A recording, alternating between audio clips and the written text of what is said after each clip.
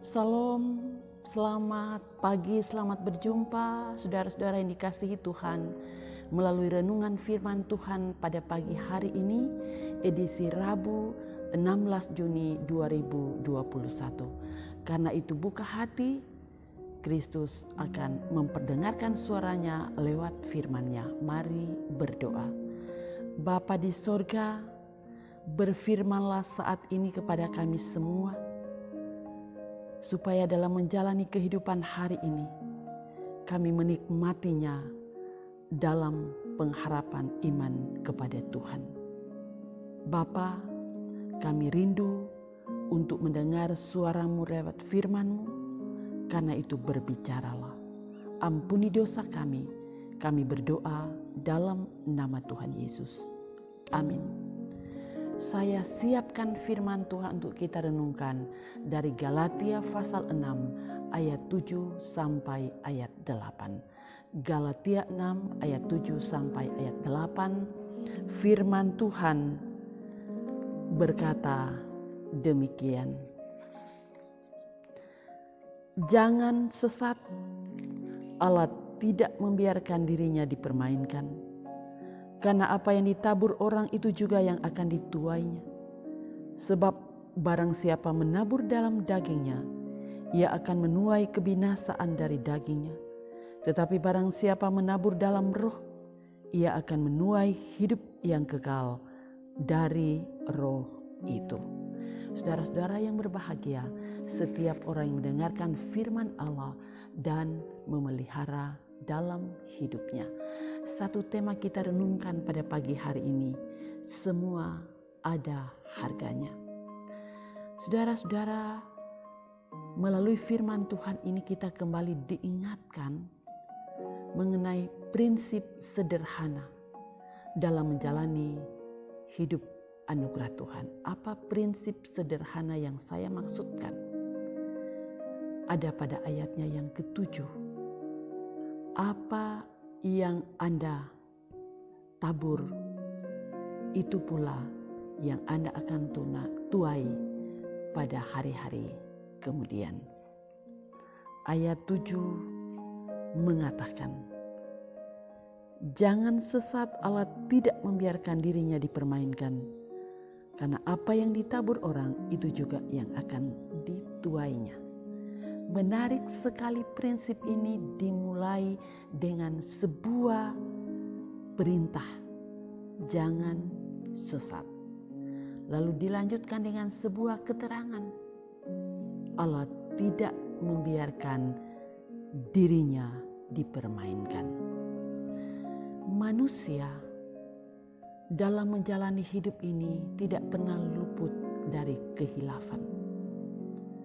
Tetapi janganlah kehilafan itu selalu menjadi timing, menjadi senjata untuk mengatakan, memang seperti itulah manusia.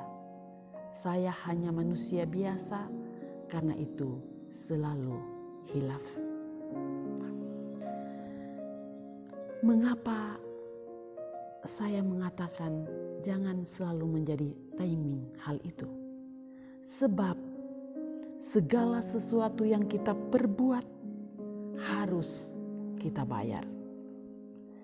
Dikatakan demikian, sebab barang siapa menabur dalam kedagingan, ia akan menuai kedagingan.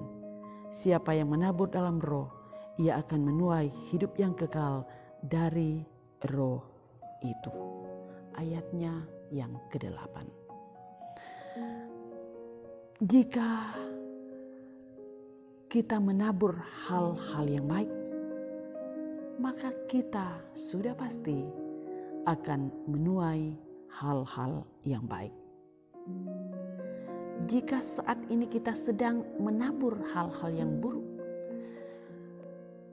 maka sudah pasti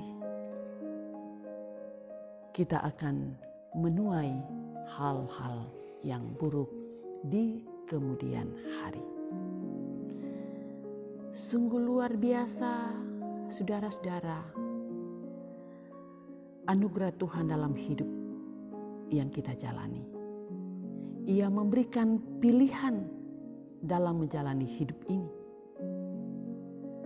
Pilihan yang kita pilih ada dua, kedagingan atau roh. Dalam memilih satu dari dua pilihan ini, jangan pernah lupa bahwa setiap manusia diberi akal budi untuk bisa memilih hal-hal yang baik dalam setiap perkara-perkara hidup. Apakah itu perkara-perkara rohani atau perkara-perkara jasmani, perkara-perkara kecil atau perkara-perkara besar. Semua kita diberi akal budi untuk mampu menentukan pilihan masing-masing.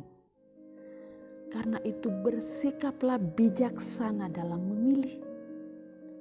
Ingat, ada harga yang harus kita bayar dalam setiap pilihan yang kita pilih. Kita harus membayar segala sesuatu yang kita masukkan dalam keranjang kehidupan ini.